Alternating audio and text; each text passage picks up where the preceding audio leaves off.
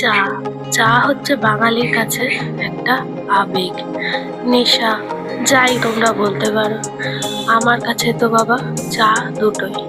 সকালবেলা ঘুম থেকে ওঠার পর যদি এক কাপ চা না খাই তাহলে মনে হয় সারাদিন কিছুই খাই, যতই ভালো মন্দ খাই না কেন।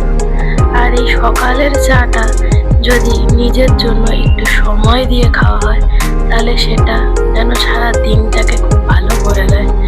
সেরকম আমিও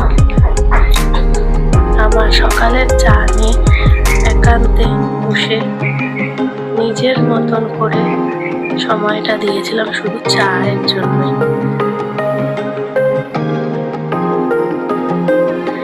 প্রত্যেকটা মানুষকেই নিজের জন্য কিছুটা সময় রাখা প্রয়োজন, তাই সবাই নিজেকে সময় দাও।